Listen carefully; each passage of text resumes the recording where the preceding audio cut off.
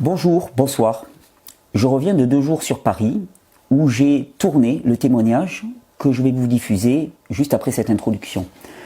Pour vous mettre ce témoignage en contexte, je vais vous raconter un petit peu ce qui s'est passé ces 2 jours. Il se trouve que j'avais programmé une intervention dans une émission qui s'appelle Le Défi de la Vérité du média France Soir, qui était programmée pour ce mardi à 12h.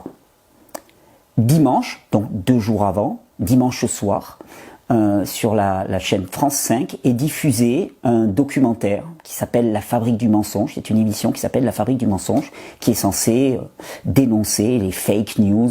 Et là, c'était en particulier dans les domaines de la santé. Et les 2 sujets abordés ce soir-là, c'était le film Hold Up de Pierre Bernébias et ma personne. Comme vous pouvez l'imaginer, je suis présenté comme un gourou charlatan mettant en danger la vie d'autrui, sectaire, enfin, les grands poncifs que la presse mainstream a l'habitude de m'affubler actuellement. Et dans ce documentaire, ce qui ressort principalement, c'est le témoignage d'une personne qui s'appelle Constance. Je ne connais que ça d'elle, je ne connaissais pas son nom, je la connaissais pas du tout. Et cette Constance dit, ou on lui fait dire, que finalement elle est rentrée dans la secte Casas Novas et que à cause de ça elle a perdu tout son argent, elle a perdu sa santé, elle a perdu son couple, elle a fait une tentative de suicide, c'est pas anodin. On voit des photos d'elle extrêmement amaigrie, c'est présenté comme une longue descente aux enfers. Donc portrait extrêmement à charge, un seul témoignage, mais un témoignage sacrément lourd contre moi.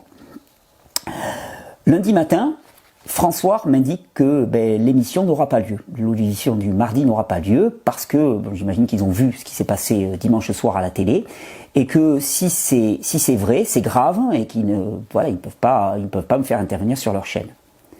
Alors il se trouve que par hasard ou par chance, une de mes salariés a 2 amis qui connaissent Constance.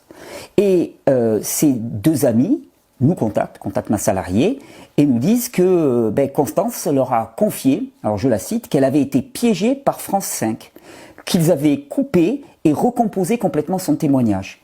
Elle dit se sentir désabusée, épuisée, en colère, et qu'elle avait l'intention de faire une vidéo en réponse pour établir la vérité. Alors, moi actuellement, je me méfie de tout. Donc, j'ai choisi de ne pas contacter cette Constance, parce que je voulais pas qu'on puisse m'accuser d'avoir essayé de la manipuler, de la gouroutiser et de la retourner. Constance, lundi, en fin d'après-midi, a choisi spontanément de contacter ma salariée. Et suite à leur discussion, elle a accepté de nous accompagner le lendemain aux locaux de France Soir pour enregistrer son témoignage. Alors, quand on est arrivé à France Soir, on a senti que la chaîne était un petit peu sur la sellette et que ma venue leur mettait beaucoup la pression. Constance a témoigné sur le plateau du défi de la vérité. Elle nous a confié en off qu'elle avait été très très choquée par le teaser qui a été diffusé vendredi par France 5. Un teaser dans lequel elle est le personnage principal. On ne voit qu'elle. Elle nous a même dit avoir essayé à ce moment-là, un peu affolée, de contacter Benjamin Tail, le réalisateur de l'émission, et que celui-ci ne lui a pas répondu. Il ne lui a répondu que le dimanche, en lui disant par message « Bravo, c'est super, t'es génial ». Constance lui a plutôt demandé « Arrêtez, ne me contactez plus ». Elle voulait avoir du calme et de la tranquillité. En off, elle nous a expliqué aussi comment elle était arrivée sur cette émission de France 5. Il se trouve qu'elle a un compagnon qui visiblement a eu beaucoup d'influence sur elle, qui travaillait à France 5. C'est d'ailleurs lui, elle l'explique dans le témoignage qu'elle a donné au défi de la vérité, c'est lui qui a fait un signalement à l'ami Vilude me concernant. Alors, on ne mesure pas les répercussions que ce documentaire, que ce témoignage transformé de Constance a eu sur elle. elle nous a dit, hein, elle nous l'a dit en off, hein, que ça avait été extrêmement éprouvant. Vous allez voir, elle va décrire les techniques de tournage. Ça a duré très très longtemps, ça a duré quasiment une journée. Elle nous parle de quasiment 12 heures de tournage, dans lequel les journalistes lui demandent de dire et de redire les phrases, hein, les séquences, jusqu'à ce qu'elle les dise de la bonne façon. Donc c'est extrêmement fatigant pour elle, qui était déjà au moment du tournage extrêmement fatiguée. Conséquences physiques, conséquences psychologiques aussi, au moment de la diffusion du teaser et du documentaire, où elle nous a dit que des amis à elle l'avaient contactée en disant mais qu'est-ce que c'est que cette histoire, ça correspond pas du tout au parcours de santé que l'on connaît de toi. Elle nous a même dit que elle a fait une sorte de mini burn-out après le tournage et que toute cette histoire aurait pu lui faire une deuxième tentative de suicide. D'ailleurs, c'est quand même assez remarquable qu'un des intervenants du documentaire, hein, qui s'appelle Clément, l'extracteur, s'est permis sur son Twitter de épingler encore Casas Novas en disant que je n'avais aucun respect pour les témoins. Vous allez voir qu'en termes d'irrespect pour les témoins, je pense que la Fabrique du mensonge n'a de leçon à donner à personne. Alors il se trouve que pendant toute la journée où on était en tournage à France Soir, Constance a été, ou en tout cas il y a eu des tentatives pour la contacter de la part de Benjamin Tail, le producteur de l'émission, et de Clément aussi, l'extracteur. Elle nous a dit leur avoir demandé de la laisser tranquille, qu'elle voulait vraiment retourner au calme.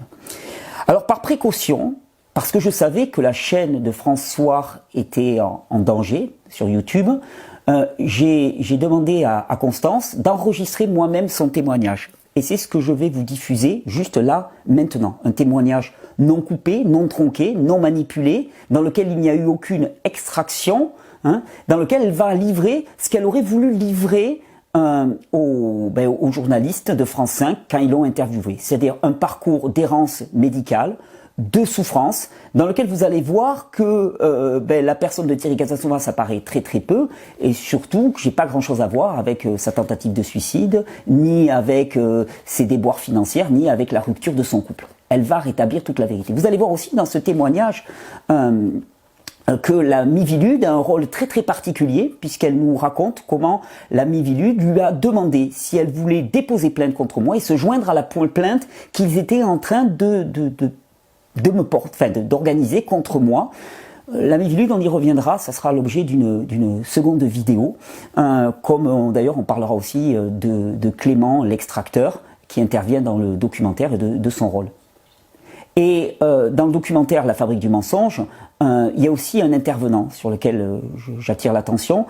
C'est quelqu'un que je connais de longue date, en tout cas que je connais par le nom, qui s'appelle Thibaut Shepman, qui en 2014 a été le premier à réaliser un article à charge contre moi dans le magazine, dans le journal Rue 89. Il avait fait 2 articles d'ailleurs, et dans le deuxième, il donnait la parole au président d'une société qui s'appelle Groupe Altra, société qui depuis a été condamnée vis-à-vis de l'association Régénère, mais ça, il n'en a jamais rendu compte. Alors, la chaîne de France Soir, la chaîne YouTube de France Soir, a été supprimée. Vous allez voir d'ailleurs, pendant qu'on enregistre le témoignage de Constance, eh bien, on apprend que la chaîne vidéo de France Soir a été supprimée. C'est pour ça que je décide de le diffuser ici sur Facebook, ici sur YouTube, pour que cette version de l'histoire puisse être connue, partagée, et que vous puissiez vous faire votre propre idée sur les techniques qui sont utilisées actuellement par le service public pour détruire l'image médiatique et la vie d'une personne, moi en l'occurrence. Dans une seconde vidéo, on parlera des aspects plus Mivilude et autres intervenants du documentaire. Pour l'instant, je vous laisse avec le témoignage de Constance. Je vous remercie de commenter cette vidéo, de la regarder, de vous faire votre propre idée, de la liker, de la partager, bien sûr, en masse. Et puis, si d'aventure, on ne sait pas en ce moment, avec l'ambiance qu'il y a, cette vidéo venait à disparaître, de la télécharger au cas où et de la réuploader si d'aventure elle venait à disparaître. Je vous remercie et je vous laisse avec le témoignage intégral de Constance.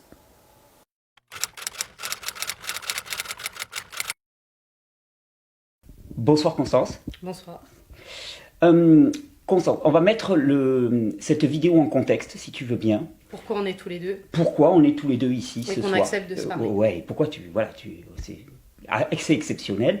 Il se trouve que dimanche, c'était le 6 mars, dimanche 6 mars, 7, non, 7 mars, dimanche 7 femme. mars au soir, une émission sur France 5 qui s'appelle La Fabrique du mensonge a été consacrée en grande partie à ma personne, le gourou du cru, et ainsi de suite. Un documentaire extrêmement à charge, et ce documentaire s'appuie en grande partie sur le témoignage d'une personne qui aurait vécu une descente aux enfers à cause de moi. Cette personne s'appelle Constance, et c'est toi. Et c'est moi, et on est chez moi. Et on est chez toi. Il se trouve que suite à ce documentaire, tu as contacté des personnes, des amis communs, on va dire, en disant que tu voulais établir le contact avec moi. Alors, c'est même plus que ça, c'est que j'ai eu beaucoup de proches qui m'ont demandé ce qui se passait parce qu'ils connaissent mon histoire, en fait. Ils me connaissent, ma simplicité, ma vie, qui je suis. Et ils m'ont dit, il y a un souci là, parce que déjà, c'est pas ton histoire. Et là, il y a un quiproquo, quoi. Et une amie commune nous a dit, je sais comment tu es, t'es pas là pour faire du mal, t'es pas là pour te faire du mal. Et est-ce que tu acceptes simplement de parler ? Et de parler à Cyril. Oui, précisons bien que nous nous y étions jamais parlé avant. Non. Tu n'as jamais fait de stage avec moi. J'ai jamais, même si j'ai suivi tes vidéos, j'ai jamais essayé de te contacter. Donc pas d'échange de mails. Non, pas d'échange de mails. On me reproche souvent de vendre des tas de choses. Est-ce que tu m'as acheté un extracteur? Non, mon extracteur. Moi, je ne vends pas des extracteurs, mais j'ai recommandé des boutiques. Est-ce que tu as déjà acheté à des boutiques que je recommandais? Non, mon extracteur, c'est un phare que j'ai acheté en solde à 150 € par rapport à ce qui se faisait à l'époque. Il a 5 ans. Et voilà, quoi, c'est un peu fou qu'on se parle, en fait. C'est fou. Ouais, non, mais c'est beau, en même temps.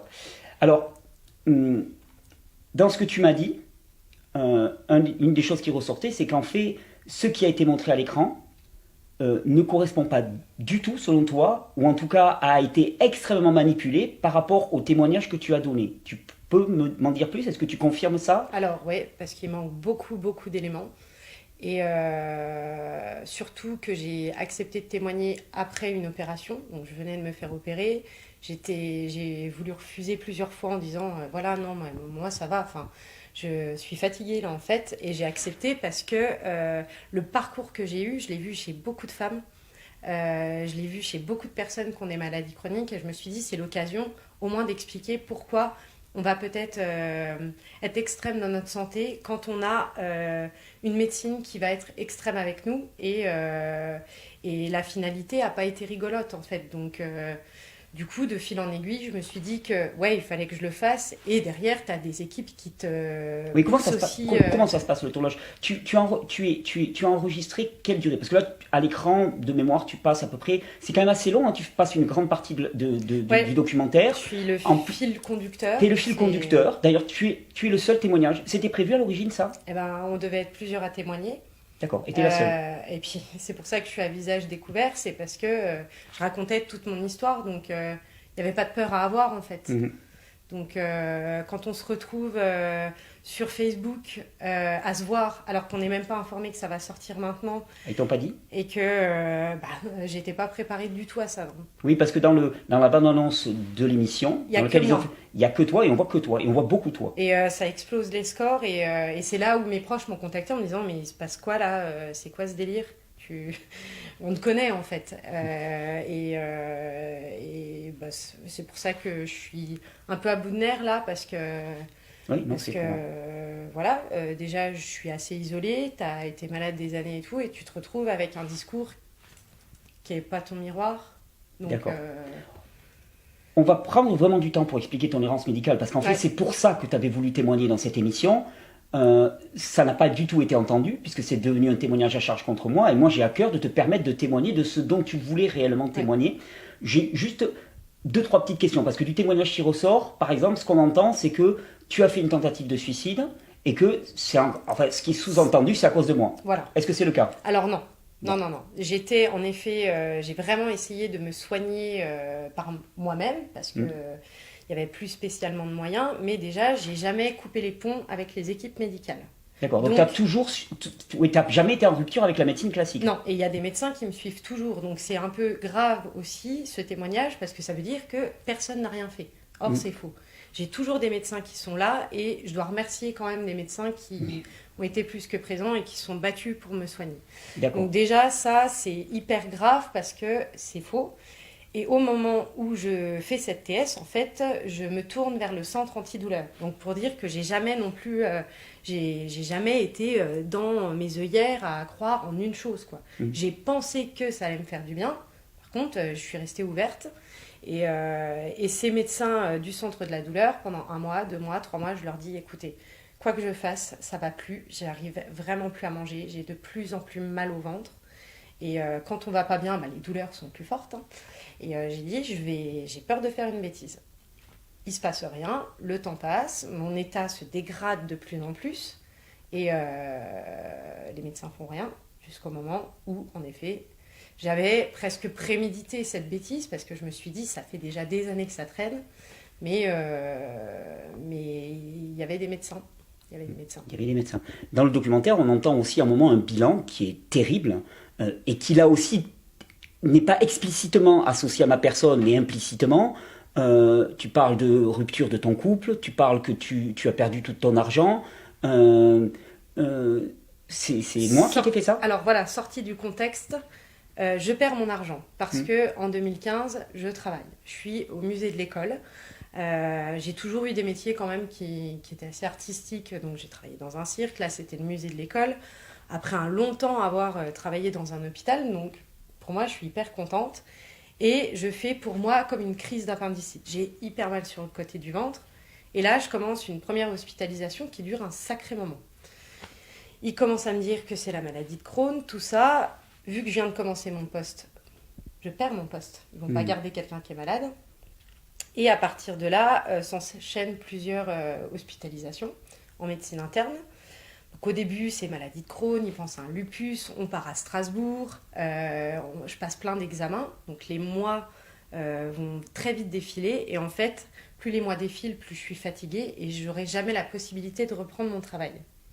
Je suis en couple, j'ai perdu mes aides Pôle emploi, donc en fait, je me retrouve avec rien, et juste mes économies pour vivre, et c'est ce qui m'aura aidé pendant toutes ces années à me maintenir, donc je me suis versé un espèce de RSA sur mes économies, mais c'est pas parce que je t'ai versé de l'argent. Ça a été pour survivre. Tu m'as jamais versé d'argent. Non. Et pour aller voir d'autres médecins. Donc ça n'a rien à voir avec moi. Voilà. D'accord. Il y a un autre mot sur lequel je voudrais revenir, et puis après, vraiment, on va attaquer le parcours. Là, tu as commencé à nous l'ébaucher. À un moment, tu parles, je me souviens plus exactement la phrase, mais le mot qui ressort, c'est le fameux mot secte.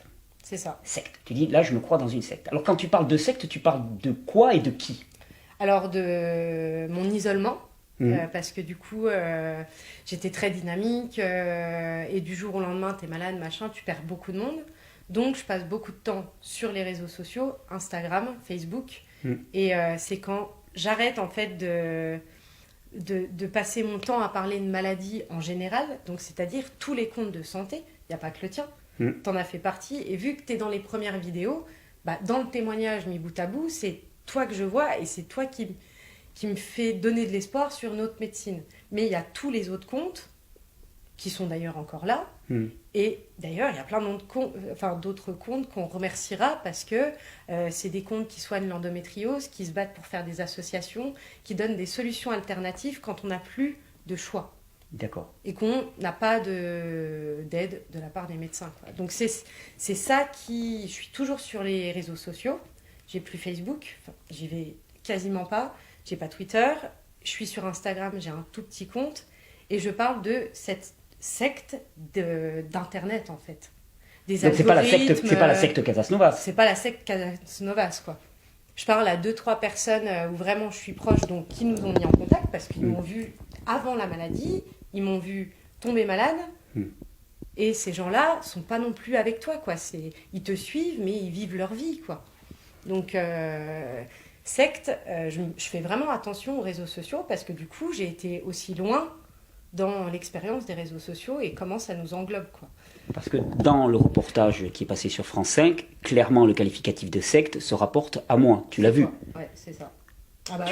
Tu considères ça comment, cette exploitation? Ça s'appelle un montage médiatique. Enfin, voilà. Mais comme là, ce que je dis avec toi, tu peux le monter et me faire dire n'importe quoi. Et c'est hyper important de de le montrer aux gens que tout ce qu'on voit, c'est joué en fait. Parce que voilà, quand tu veux passer un témoignage et que tu retrouves avec que des bouts de phrases et sorti du contexte, c'est que des attaques. Donc oui, j'ai dit que tu as été ma vérité absolue, à l'instant T, pendant presque 2 ans. Toute la médecine, je trouve pas allopathique justement, médecine naturelle, devenait ma croyance. Oui. Et maintenant, je vais dire, je pense que ça m'a fait du bien. Par contre, je crois rien. Chacun aura sa technique et personne m'a poussé à geeker autant en fait, quoi. Oui, parce que comme tu l'as dit au début, tu n'as jamais coupé le contact avec les médecins, tu as toujours eu un suivi médical. Et à l'inverse, entre guillemets, aujourd'hui, tu as toujours des tas de pratiques issues de la santé naturelle qui sont présentes dans ta vie, C'est ça. que tu apprécies. On a parlé de jeûne intermittent, par exemple. Bah, quand tu as vraiment mal, c'est hyper important de moins solliciter parce que tu es hyper inflammé et que de moins manger, ça va calmer tes symptômes. Donc, quand tu as été si loin à tout essayer, après, tu arrives à être très douce dans tes pratiques, mais c'est très régulier, quand je suis très fatiguée, que je fasse du jeûne intermittent. Alors dis-moi, je me pose quand même une question. Ça s'est passé comment cette interview? Parce qu'on n'entend pas de questions. Est-ce qu'il y avait une induction de tes réponses? Est-ce que tu étais complètement libre de tes réponses? Ça se passait comment exactement? Alors non, donc là on se regarde. Donc oui. J'ai pu lire, j'ai arrêté de lire les commentaires parce que ça a été de la haine, aussi beaucoup d'amour, hein, mais du coup on garde le plus mauvais. Mais du coup, je dois, par exemple tu me parles, sauf que je dois regarder là-bas et la personne qui me parle est de l'autre côté et je dois reprendre chacune des questions qu'on me dit dans ce que je veux dire. Voilà comment est guidée l'interview. Donc c'est hyper compliqué à être vrai, déjà. Et puis quand je reprends pas la question ou que ça leur convient pas, je dois reformuler à chaque fois mes phrases. Donc, d'accord, si ça leur convient pas, tu dois reformuler. Voilà, on va reformuler plusieurs fois et l'interview, elle dure quand même très longtemps, quoi. Plus tous les plans qui n'ont pas été mis dans le documentaire. Mais ils m'ont fait marcher. Ça a duré combien de temps? Toute la journée. Je suis arrivée assez tôt à Paris et j'ai fini à 19h. Enfin, du coup, t'as la tête comme ça, quoi. T'étais en grande faiblesse à ce moment-là. Tu me disais que tu sortais d'opération. Ouais. T'as été sollicité toute une journée. J'ai fait des tournages sur une journée. Ça donne quoi pour toi? Enfin, je veux dire, tu en as souffert après? Enfin, comment ça s'est passé? Ouais, puis après, je me suis retrouvée toute seule j'ai passé toute ma vie en revue. J'ai tout donné. Et après, quand tu passes une journée avec une équipe de 10 personnes, on te maquille. Moi, voilà, quoi, j'ai une petite bulle, c'est moi qui l'ai créée, je l'ai choisie en fait. J'ai choisi de vivre simplement. Je ne suis pas trop habituée ni à être dans des soirées où il y a beaucoup de monde, ni à être entourée de beaucoup de monde, quoi. Donc, je suis lunaire, quoi. Voilà, je me retrouve toute seule avec ma vie confiée à quelqu'un et ça a été dur après parce que je vois tout ce que j'ai perdu. Donc, quand tu as répondu à leur invitation, bon, tu m'as dit qu'ils avaient insisté pas mal de fois pour que tu y allais. Pourquoi? Quelle était la thématique sur laquelle tu y allais? T'es pas allé pour casser du casas, je crois pas. C'est pour parler des extrêmes de la santé. Comment un extrême de la santé et d'une non-écoute du corps, hein, peu importe que je sois un homme ou une femme, je me suis plainte de douleurs, on a toujours minimisé mes douleurs. Alors quand tu dis on, l'équipe médicale lambda, oui. Le premier gynécologue que j'ai rencontré qui m'a découvert des kystes, qui m'a pas expliqué ce que c'était, j'étais très jeune, et toutes ces années où je me rends très souvent à l'hôpital pour des crises de douleurs énormes, et oui, une non-écoute, quoi. Et quand en 2015-2016, je tombe dans les mains de la médecine interne, il y aura eu des violences médicales et des mots très durs dits. Très dur dit, c'est bizarre. C'est joli, c'est joli. Voilà, bon, au moins ils me verront rigoler, c'est bien, parce que je suis quand même rigolote à la base. Et il n'y a plus d'accroche, quoi. Mon médecin traitant, un autre médecin qui a un peu tout un panel de soins, se bat pour dire c'est pas normal ce qu'elle a. Et même cet hôpital refusera les soins, quoi. Refusera les soins. Voilà. Donc là, l'opération que j'ai eue en 2020, après tant d'années d'errance médicale, par exemple, mon médecin traitant, ça faisait depuis 2016 qu'il demandait cette cœlioscopie exploratrice parce que 10 ans à se plaindre du ventre, il m'a vu arrêter de marcher, perdre mes boulots et il me connaissait, en fait. Donc lui, il n'a jamais douté de moi et à ce médecin-là, mais je lui dois tout, quoi. Il est toujours ultra présent, mais il y a eu cet extrême, quoi, cette violence qui fait que quand tu n'as plus rien, bah, tu sens en toi qu'il y a quelque chose. Donc c'est naturel de chercher une solution et tu vas tout tenter pour revenir, quoi. Donc on a deux extrêmes parce que faut que ça communique, sauf que c'est là le problème, c'est que comme ce qui se passe là, la communication elle est complètement faussée. Toi on te la donne pas. Et quand on veut la donner à quelqu'un, on va couper les mots, on va faire du cut, on fait du montage. Et leur but sera que ce soit comme eux, ils l'ont entendu. Donc dans la médecine allopathique, c'est comme ça. À la télévision, c'est comme ça. Et du coup, les personnes malades vont plus savoir vers qui se tourner, en fait, quoi. Tu parles de but. Tu as analysé un petit peu ce qui s'est passé dans le documentaire qui est diffusé. Tu vois un but dans ce documentaire. Non. Tu as l'impression que tu as été instrumentalisé. Là, je suis inductif, donc il ne faudrait pas faire comme ça. Quelle impression as-tu eu? J'ai l'impression que le message que je voulais faire passer des extrêmes, pourquoi on arrive de ça à ça, et comment on remonte quand même après une TS, qu'on découvre au final qu'on est malade, et qu'on arrive à reprendre une vie. C'est après tous ces extrêmes, comment ça se calme et qu'est-ce qu'il faut mettre en place pour qu'il n'y ait plus ça, qu'il n'y ait plus cette violence, d'une part des équipes médicales, mais la violence de nous-mêmes et de nos proches qui ne comprennent plus, quoi. Donc c'était ça le but. Quand tu vois le rendu, il n'y a pas de but en fait. Moi, de mon point de vue, c'est de me détruire. Voilà, c'est de me calomnier. Et c'est pour ça que j'accepte de te parler, c'est qu'on donne la parole. Et on ne donne pas la parole. Et d'ailleurs, là, ici, il n'y aura pas de cut. Voilà. Il n'y aura pas de cut. Et dis-moi, dans le témoignage que tu donnes, dans l'émission, on te voit dans des états de maigreur extrême. Ces états de maigreur extrême, ils sont liés à quoi? Alors, aux douleurs, au fait que déjà, j'ai de plus en plus de mal à manger et que même mes médecins me disent là, tu vas beaucoup trop loin. Je les écoute plus parce que moi je veux avoir raison, donc entre les douleurs qui font que quand j'essaie de manger je suis malade, j'arrête de manger parce que ça me soulage, j'ai pas d'autre solution, mais du coup je continue de m'amaigrir, j'essaye de remanger mais ça passe plus, le stress aussi, le fait qu'on soit mal, je néglige pas le fait que j'étais dans une détresse psychologique de plus comprendre, c'est un global quoi. Donc oui, je perds mes cheveux, je deviens très très maigre, et c'est de la faute à moi et c'est de la faute à personne en fait quoi. C'est pour ça que... Voilà, j'allais te demander, est-ce que tu estimes que je t'ai induit à passer dans des états aussi dégradés et ainsi de suite? Bah non, et puis ce serait pas toi à l'heure actuelle, donc c'est toi qui as le plus d'abonnés. Mais il y en a plein d'autres. Il y a des gens qui disent pire que toi. Pire. Non mais voilà, si on diabolise pire que toi, il y a des gens qui vont absolument pas faire la même quantité de travail que tu fais. En fait, on est dans la diabolisation ou simplement dans l'écoute de quelqu'un qui a tellement été sonné et pu écouter, qui du coup ne sait plus vers où se tourner quoi. Ouais, donc Constance, on va reprendre ton parcours médical. Ce que toi tu qualifies, en tout cas qu'on a discuté ensemble, d'errance médicale. Ouais. Tu reprends ce terme? Ah bah complet. Donc tu dis 2015, tu commences à travailler et là douleur au niveau de la partie abdominale. Alors c'est pas la première fois que je fais des crises comme ça parce que du coup vraiment ça a commencé à mes 16 ans. J'ai été réglée, j'ai changé radicalement d'humeur, de comportement, je commence à être à dormir en cours, à plus dormir la nuit, on sent qu'il y a un truc qui va pas.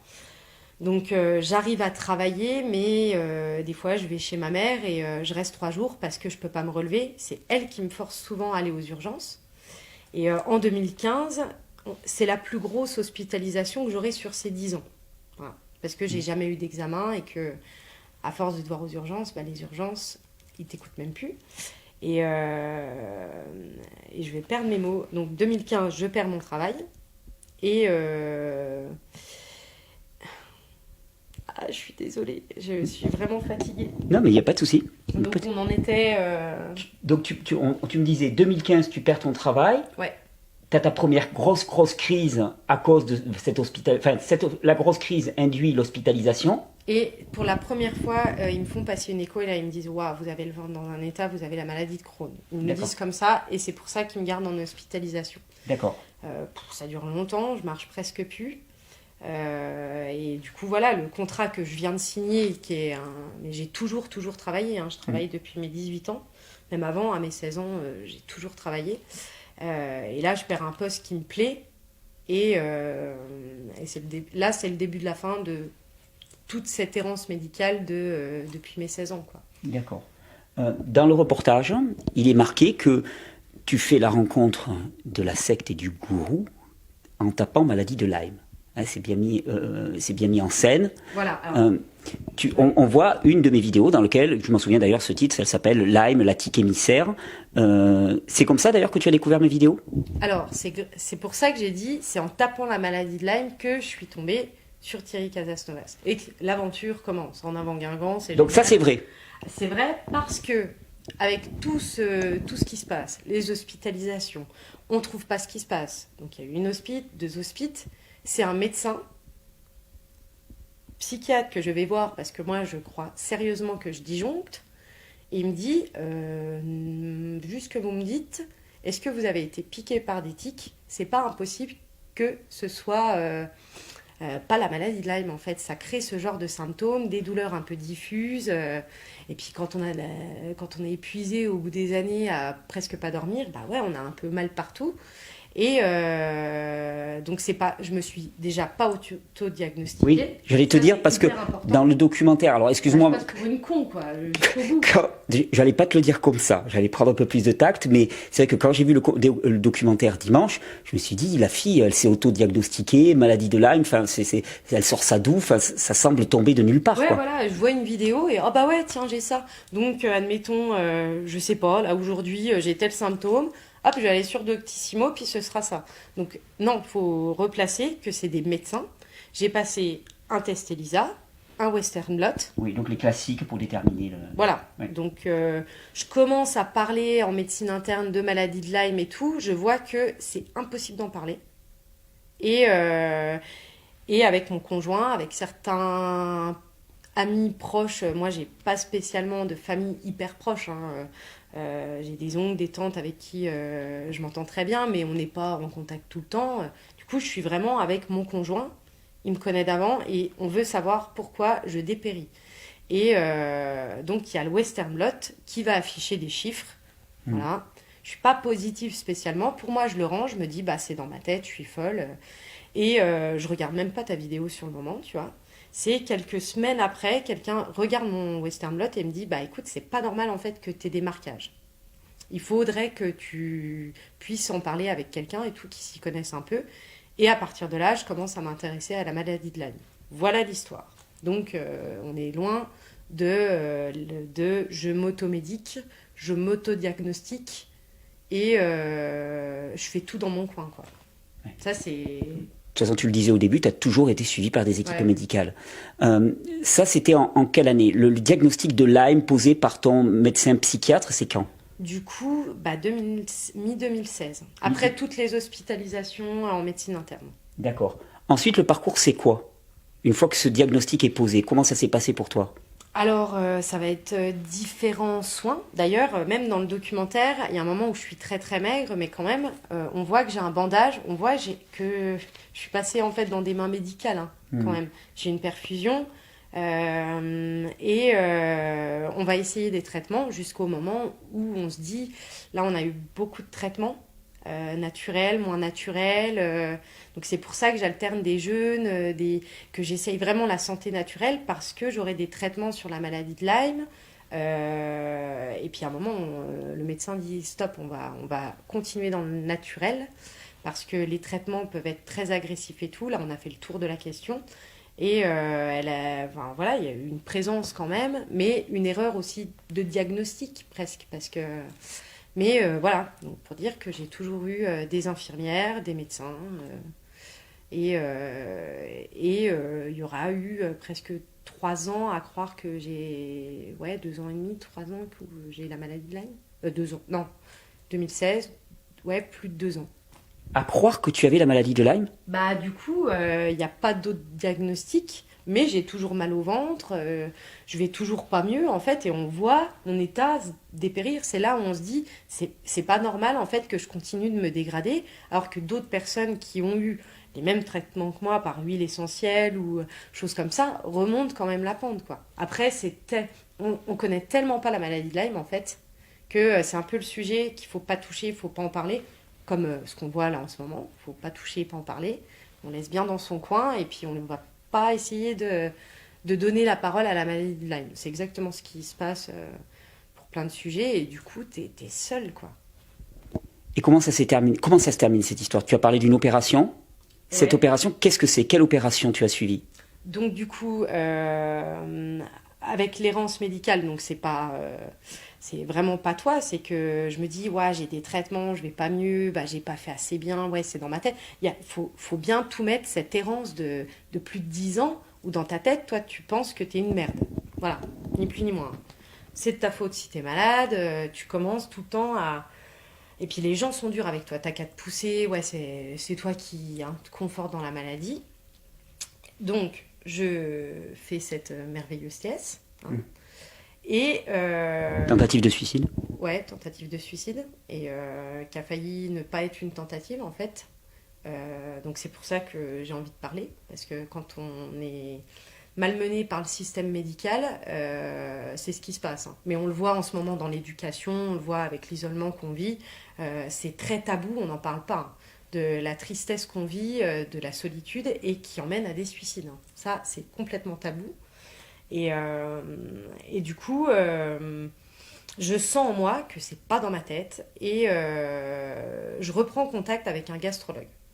On passe une IRM. Pour moi, elle est bonne. Et du coup, ça sera été 2018, et je rentre à la maison, et mon conjoint me dit, mais t'as vu tes examens? Je dis, bah ouais, c'est tout bon. Alors pour moi, du coup, c'est pas cool dans ma tête parce que je me demande toujours pourquoi j'ai mal. Et il me dit, bah non, tu vas t'asseoir. Et il me dit, t'as de l'endométriose. Je connaissais même pas ce mot. Et bah du coup, là, c'est le début du diagnostic, quoi. Du diagnostic réel qui t'a conduit finalement au traitement de l'endométriose. C'est ça, bah être opéré. Et il aura fallu quand même une grosse année pour être sûr que ce soit ça, repasser des imageries médicales à Lyon. On te redit que c'est pas ça, sauf que quelque chose en toi ne disparaît pas comme ça. Je remange un peu de tout. Je sais que je vais pas. On l'a pas inventé cette endométriose. Et au début, je veux pas me faire opérer, puis je sens que voilà, il faut passer par la cœlioscopie. Il n'y a plus le choix pour en avoir le cœur net. Et là, voilà, c'est là où tu as ta cœlioscopie et que tu te fais cautériser les ligaments, enlever des kystes, des nodules, que tu vois l'ampleur des dégâts, quoi. Qu'est-ce que tu retiens de tout ce parcours? Si tu avais un message simple et concis à donner, qu'est-ce que ça serait? Alors, déjà, quand on attaque quelqu'un, on le laisse parler, on le laisse s'expliquer.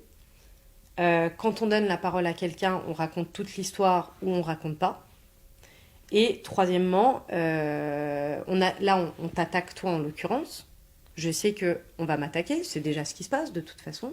Hein. Mais c'est pas tout noir et tout blanc. J'ai eu des très très bons médecins en médecine allopathique. Je rencontre des gens qui essayent justement de faire changer les mentalités.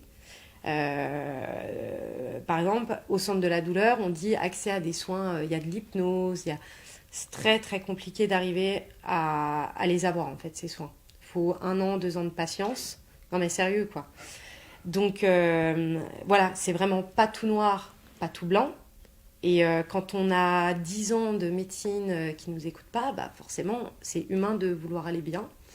Donc ça c'est hyper important que les deux médecines communiquent. Parce que sinon on va continuer à avoir des gens qui vont être perdus, qui n'auront pas envie de contacter un praticien en particulier parce qu'ils ont un peu peur de tout le monde en fait, ils n'ont plus confiance, donc ils vont faire eux-mêmes parce qu'ils se disent on se connaît Et ça crée, ça disloque les patients de la médecine.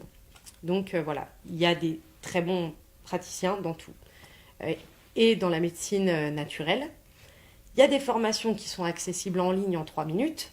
Des formations, ça prend du temps. C'est pour ça aussi que ça coûte cher, parce que c'est une implication d'investissement financier. Donc, il faut être lucide quand on va voir un praticien. On ne lui met pas sa vie entre ses mains, au même titre qu'on met ses mains entre une équipe pluridisciplinaire de médecins et pas qu'un seul. Donc, il faut bien voir ces deux parties-là. Et tant qu'il y aura une guéguerre entre les deux, le discours que j'ai, et on s'en fiche que je m'appelle Constance Outard-Tampion, il y a plein de femmes et d'hommes qui passent par là, quoi. Et c'est quoi le but, quoi? Je vais un peu prêcher pour ma paroisse, mais est-ce que tu estimes que ce documentaire, qui est censé présenter le dangereux gourou du cru Thierry Casasnovas, qui a conduit une pauvre jeune fille qui s'est autodiagnostiquée à une tentative de suicide, à ruiner sa vie, à ruiner ça, est-ce que tu considères que ce documentaire rend compte de quelque chose qui te parle, qui te correspond, ou c'est pure affabulation?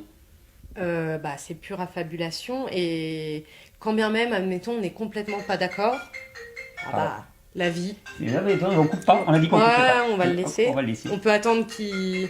Oui, ça va pas durer longtemps. Mais du coup, oui, c'est dramatique, parce que il n'y a pas tous les sons de cloche, quoi. Enfin, ça sert à quoi de taper sur quelqu'un? J'ai l'impression, je dis, depuis ce week-end, c'est Salem, quoi. On met quelqu'un au bûcher, et ouais, il a fait ça. Tac. Mais Et en l'occurrence, en plus, ce qui m'est reproché est faux. Et puis du coup, moi, je suis le bois qui va te faire flamber, quoi. Non, mais voilà. Ouais, je préfère qu'on se retrouve tous les deux sur le canapé pour discuter. Et dans mon éthique, si t'es juste simple et tout, on va pas être amené à se recroiser, en fait. Moi, je vais reprendre ma vie. Ça, c'est hyper important que les gens savent. Je m'en fiche, en fait, de qui tu es. Oui, parce que tu es présentée comme une future lanceuse d'alerte qui va arriver à alerter sur les dangers de Thierry Casasnovas. C'est ça ton but? Bah non, mais par contre, alerter sur ce qu'est la santé à l'heure actuelle, qu'il y a plein de femmes qui font des tentatives de suicide parce que leurs douleurs au ventre sont dans la tête, que si elles ont mal pendant des rapports, c'est du vaginisme, c'est complètement faux. Enfin, mon but, c'était d'alarmer sur ce qu'on fait en ce moment sur les patients qui ont des maladies chroniques. Et je pourrais citer des noms de personnes là qui me touchent beaucoup. Il y a une jeune femme qui a en ce moment qui a été nourrie depuis des mois par perfusion pour être alimentée. Les médecins lui font quand même des trucs juste horribles. Ils n'ont pas étudié son dossier médical. C'est en ce moment, et là ça fait 3-4 mois qu'elle est hospitalisée. Donc elle est dans sa bulle à l'hôpital avec des violences médicales qui sont graves. Et il n'y a pas de contact, il n'y aura pas de douceur. Donc les maladies chroniques en général, c'est pas de ta faute. Si on décide de soigner différemment et de se couper, ça reste quand même, on n'est pas que des victimes, hein, c'est notre choix si on se soigne différemment, mais c'est vraiment d'alerter sur ce qu'est la santé à l'heure actuelle, quoi, qui n'est plus une santé. Voilà. Petite question annexe, quand on évoque Thierry Casasnovas, immédiatement il y a le terme de secte, on en a parlé tout à l'heure, et je vais me permettre une question, il y a la Miviludes qui pointe son nez. Alors, petite question, est-ce que tu as été contacté par la Miviludes? Alors du coup, j'ai dit exactement ce que je t'ai dit parce que oui, ils ont eu mon numéro. Donc du coup, j'ai donné le témoignage de tout. Voilà, exactement ce que je te dis. Mais moi, je vais pas porter plainte. Enfin, c'est ce que j'ai dit, j'ai pas de colère, quoi. Je vais rien faire, en fait. J'ai juste expliqué mon parcours et pourquoi je suis rentrée... Enfin, voilà, pourquoi il y a eu quelqu'un qui a dit... que j'étais enfermée dans ma bulle parce que des gens acceptent pas que tu manges par exemple pas de gluten ou pas de viande. Tiens, juste ça, il y a parce pas besoin d'aller plus loin. En fait, ce qui s'est passé, c'est qu'il y a un proche qui a fait un signalement, c'est ça? Voilà, parce que je bois des tisanes et puis je mange pas de gluten. Grosso modo, c'est ça, quoi. Est-ce que, je me permets encore une question, je tente, hein, tu réponds pas, est-ce que la Miviludes t'a demandé toi-même des choses? Est-ce qu'elle t'a demandé J'ai dit, oui, ils m'ont dit, est-ce que vous acceptez? J'ai dit non. Est-ce que vous acceptez quoi? eh ben justement, de rentrer dans ce qu'ils sont en train de mettre en place. Et du coup, j'ai dit, bah non, parce que... Tu peux être un peu plus précise? De ce que j'ai compris, c'est que ils essayent de te mettre... de te faire taire complet, quoi. D'accord. Et sauf que quand tu as tout le parcours, il n'y a pas à te faire taire, en fait. Parce qu'à ce compte-là, on fait taire tous les praticiens de santé. Enfin, il n'y a pas que toi. Donc, Mais donc tu confirmes que la Miviludes t'a demandé expressément si tu voulais porter plainte contre moi? Qu'est-ce que c'était exactement? Alors, du coup, on n'a pas été jusque-là parce que moi, direct, je veux pas de plainte, en fait. Je viens de sortir des années de combat. Je dois déjà accepter le combat que je refais envers moi pour être juste dans la vie, en fait, revenir, avoir le droit d'avoir une place dans la société. Voilà, j'ai le droit de vivre. Donc combattre, c'était même pas prévu. Là, quoi. Je suis partie vivre 1 an dans les bois. Je crée énormément, j'aime la musique, je partage très peu ce que je fais, ou ça va être vraiment pour le plaisir. Voilà, c'est ça. Moi, mon combat, c'est d'avoir ma petite vie, d'avoir mes petites plantes, de planter mes légumes et d'arriver à faire une formation pour retravailler, en fait. Donc, c'est mon futur, quoi. Ça, c'est ton futur. Et ton futur, donc tu as refusé de porter plainte contre moi? Ouais. Tout comme j'ai refusé de porter plainte aussi contre l'hôpital qui m'a pas soigné et qui a refusé les soins. Qui m'a fait certaines violences médicales en me donnant des médicaments sans m'informer. Ça a été loin quand même. Et donc si je porte plainte envers toi, je porte plainte contre l'hôpital. Si tu portais plainte contre moi, tu porterais plainte pourquoi? Bah pour rien en fait. Mais c'est bien ça. Donc il n'y a même pas à dire... donc si on porte plainte contre tous ceux qui t'ont pas considéré. Est-ce que tu m'as pas considéré? Bah on s'est jamais parlé en fait, quoi. Donc je porte plainte contre Facebook... Google, enfin tous ceux qui ont fait que j'avais un flot incessant de connaissances, de savoir. Où je peux porter plainte aussi contre World of Warcraft quand je geekais, qui a volé peut-être 8 heures de ma vie quand j'étais ado. Non mais voilà quoi, donc c'est ce délire-là. Et moi j'ai dit non. Par contre, expliquer tout un parcours et ce qu'il en est là à l'heure actuelle, bah, ça a du sens de se bouger la miche et même si t'es fatigué, même si tu viens de faire opérer, t'as pas envie de jouer, bah voilà, je suis pas dans l'extrême en fait. J'ai encore une question. J'encourage tout le monde à rester là-dedans. Ouais. Voilà, de dire... Une démarche raisonnée, raisonnable, adaptée, avec du bon sens aussi. Bah c'est ça, et on félicite, je parle de tous les malades chroniques, quand on nous propose, par exemple, des cures thermales qui seront prises en charge parce que ça coûte très très cher. Tout ce qui va être, qui va permettre de nous ôter des symptômes sans traitement, sans avoir plein de médecins autour de nous, ça coûte quand même pas mal d'argent, ou alors on n'est pas au courant parce qu'on n'a pas les informations.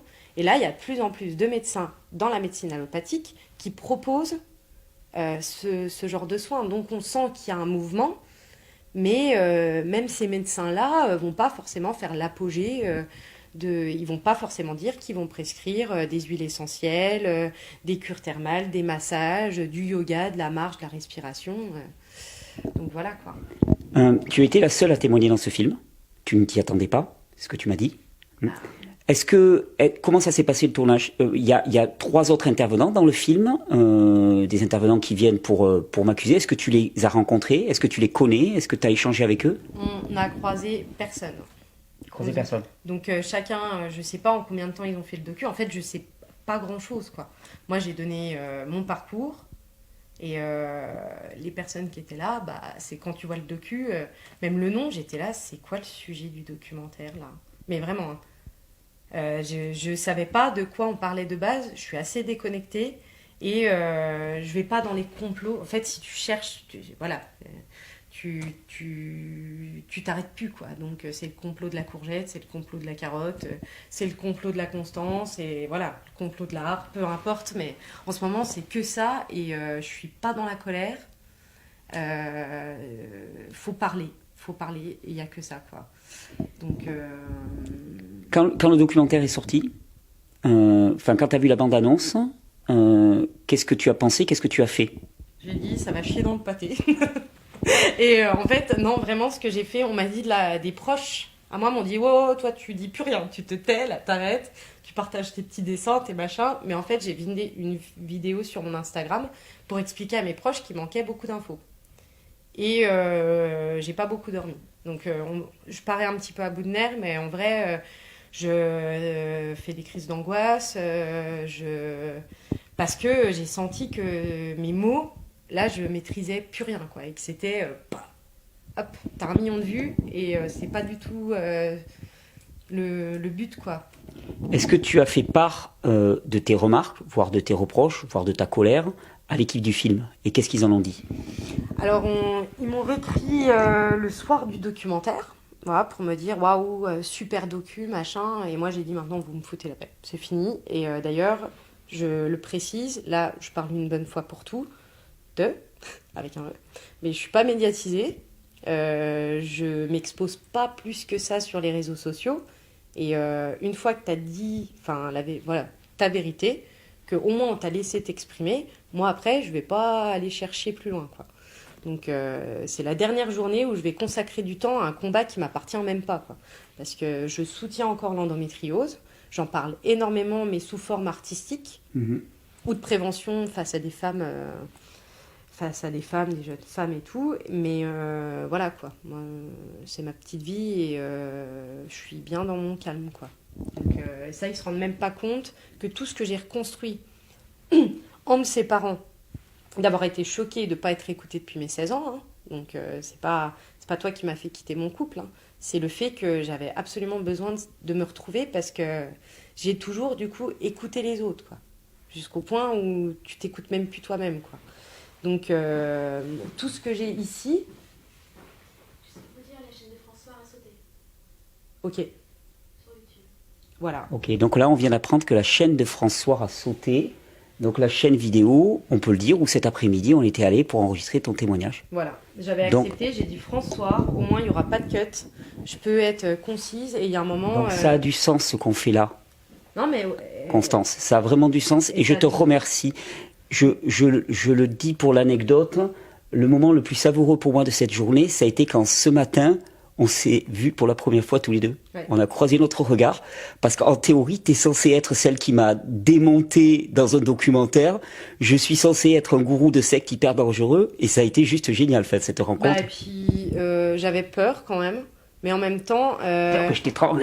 j'ai peur depuis plusieurs jours, donc même quand j'ai peur, encore plus si j'affronte quelqu'un, je vais l'affronter en face. Donc je vais pas me cacher en fait. C'est pour ça aussi que je suis désolée, mais il y a un moment, tu dis des choses, t'as pas à te masquer, t'as pas à te cacher, parce qu'il n'y a pas à se cacher. Il n'y a pas à se cacher. Donc là, par contre, ils se cachent et ils vont cacher tout ce qui va pas plaire, quoi. Je pense que je prends des risques en parlant.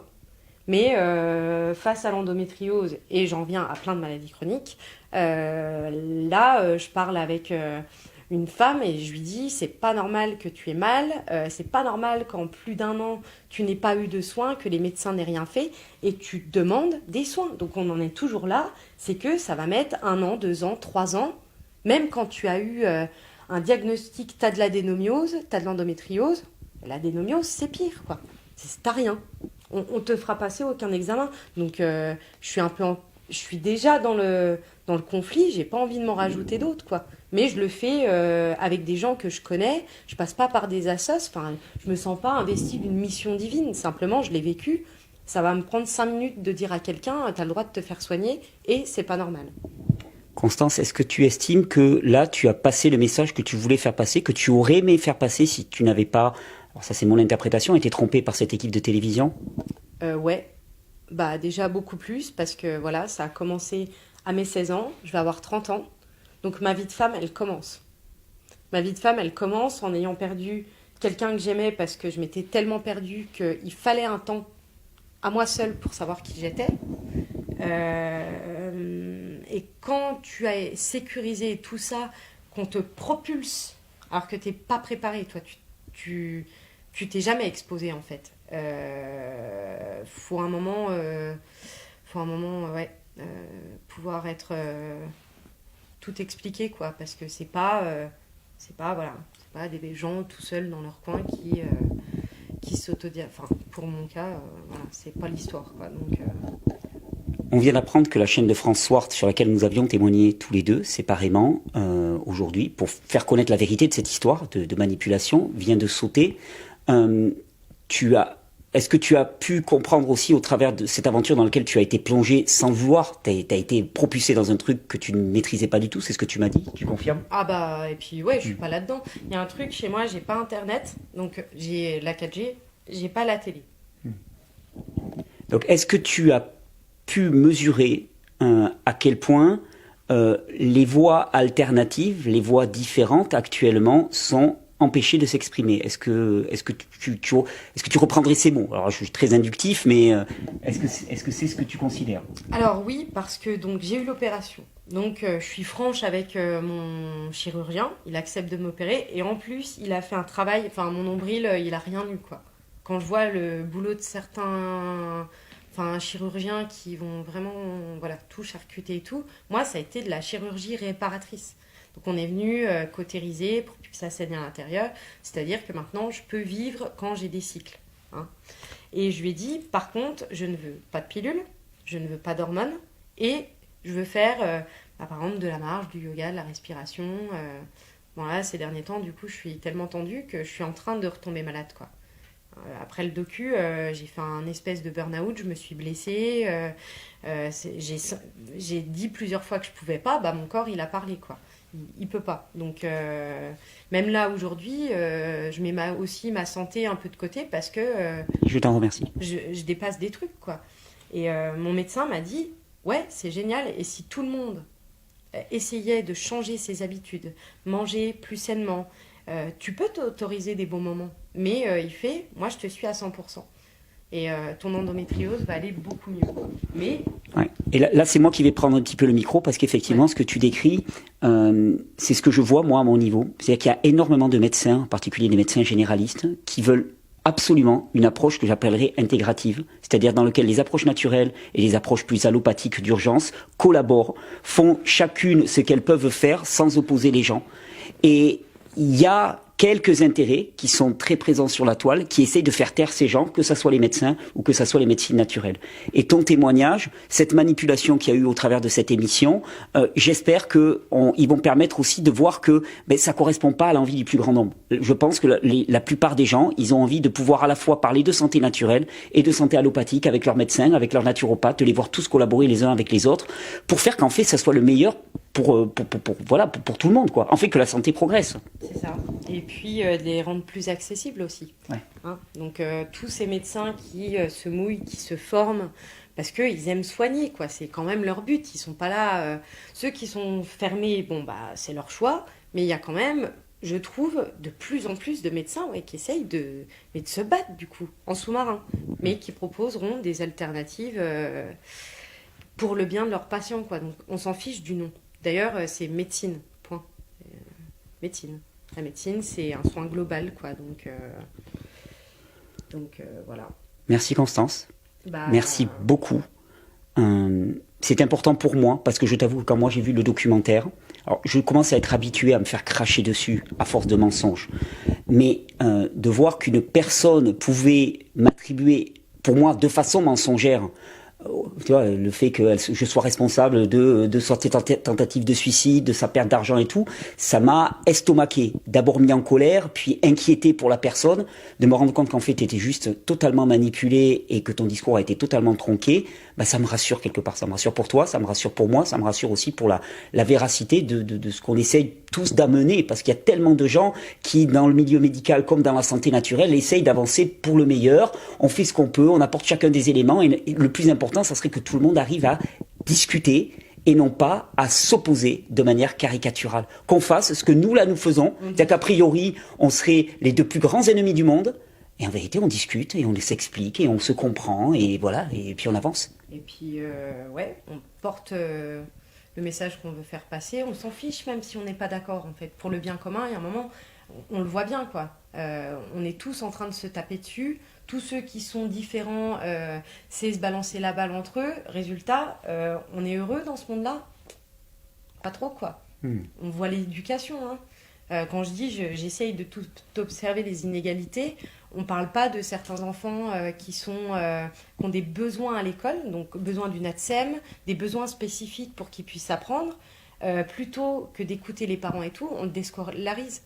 Donc tu as des enfants de 12 ans qui vivent des enfers à l'école, et plutôt que de communiquer et de se dire bon, on va tous parler, on va tous essayer de se comprendre, même si on n'est pas d'accord, on accepte, mais il n'y a pas de communication et ça va direct dans la violence. Ça, je l'ai assez vécu, j'en veux pas, quoi. Donc même des gens avec qui je suis pas d'accord, ça peut être un parti politique ou quoi, enfin peu importe le sujet, hein, je parlerai. Et j'apprends, ça me convient pas, bah au moins je le sais, quoi. Mais la communication, là, il faut qu'elle se rouvre parce que on n'écoute plus personne. Pas le peuple, pas la médecine, pas l'éducation. On va rien changer et on va bien rester en colère. C'est comme ça qu'on va tous aller bien. Je rigole un peu, là. Merci beaucoup, Constance. Je vais me permettre un petit mot de la fin. Si te convient pas, tu me le dis aussi, hein, parce que je parle à mon nom et je parle pas en ton nom. Mais je suis vraiment très content et très heureux qu'on puisse démontrer là à quel point une émission qui se présente comme dénonçant les mensonges, comme la fabrique du mensonge, est vraiment une fabrique du mensonge pour ce qu'elle est. C'est-à-dire qu'il y a un biais qu'on appelle le biais de confirmation. Quand tu veux à tout prix, quand on veut tuer son chien, on l'accuse d'avoir la rage. Et là, on fait de moi un parfait salopard, responsable du malheur des gens. Et c'est du pur montage, c'est du pur mensonge. Et ça, je suis content qu'on puisse cette fois-ci le montrer. D'habitude, c'est beaucoup plus difficile avec l'écrit. Là, il se trouve que la chance, la vie, l'univers, Dieu, a fait que nous avons pu être en contact l'un avec l'autre.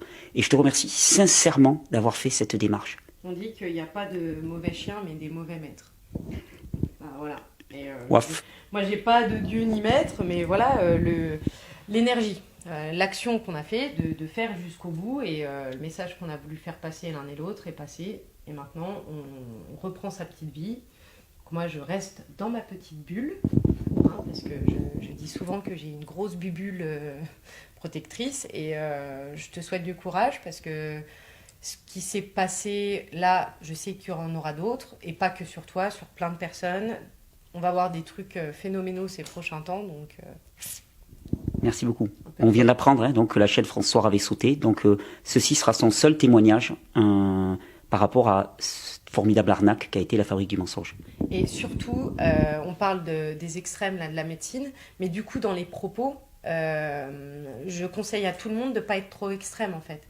Partez du principe que vous savez pas tout en fait. Je pense que c'est pas génial, mais je crois que ça marche pas, parce que quand tu crois un truc, en général ça fait du mal. Donc on essaye d'être vraiment modéré, et la bienveillance, ça fonctionne, quoi. Donc on en a besoin en ce moment. Donc, Merci Constance.